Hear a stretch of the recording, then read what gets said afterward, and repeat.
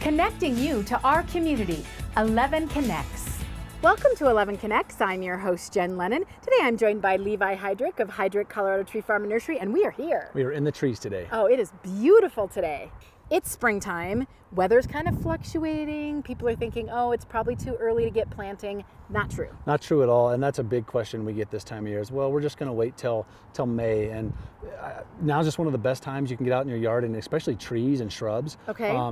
This time of year, we are literally shipping thousands of trees a week into the nursery, so your selection is going to be the best it is all year. Right. So that's the first reason. That's the if first you want to find reason. exactly what you're looking right. for. You're gonna have your best choice all season long. Got it. And some of the trees that we can't get huge quantities of, we may sell out of later. So you'll be able to see those now, and they're available to purchase at this point. Okay, but what about the survival of the tree? Trees aren't they kind of dormant right now? They're starting to come out of dormancy, but Okay. the nice thing for me, like when I go to a farm to buy trees or to select trees for the nursery, I want to see their structure. Okay. I know what the leaf looks like and how they're going to grow, but I want to see how they're grown and what I'm looking at.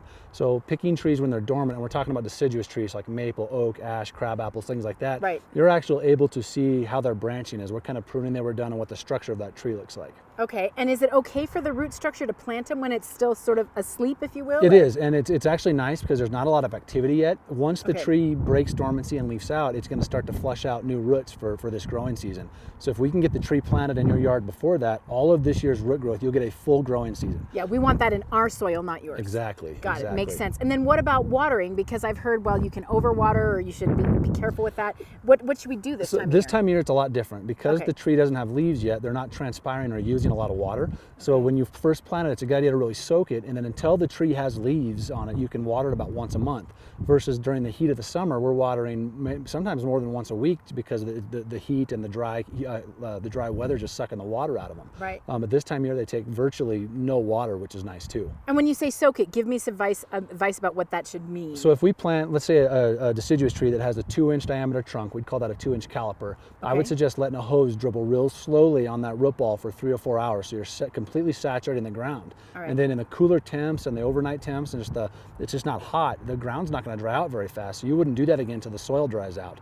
And again, because there's no foliage yet, it really doesn't take much water. And no need to panic if there is a freeze. It'll be okay. Yeah, the trees are used to freezing. Until they Okay. have soft green foliage, we don't have to worry about really frost damage. And that's always a possibility in May, but that's part of living in Colorado, especially near the Palmer Divide. Got it. And then you mentioned when you choose the trees yourself or when you pick them or have them shipped in, it's really important, especially if folks are new to this climate, what type of tree or shrub you choose for your yard. Exactly, and I think that's what sets us apart. We are very, very picky about the types of trees we sell, but not only the variety, but where they come from. Trees grown in certain areas, let's say the Northwest, like Oregon and California, Washington, are not going to do as well as a tree that's grown in a similar climate or Colorado.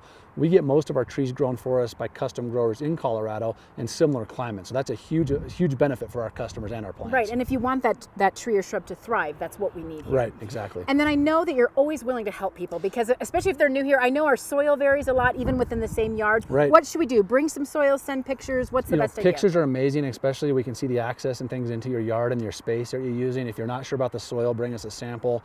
You can check our website out, coloradotreefarmnursery.com, use our plant finder, call us at 598-8733 or come visit us in the nursery. And you are open now, so we can come by and visit. We're open 6 days a week and we are fully staffed, so we're ready to help. Got it. Okay, so don't hesitate. Now's the time. Get it planted and come check it out. It's beautiful here. Yeah, we are getting trees in every day, so it is really pretty. Great. Thanks for joining me today. I'm your host, Jen Lennon, keeping you connected.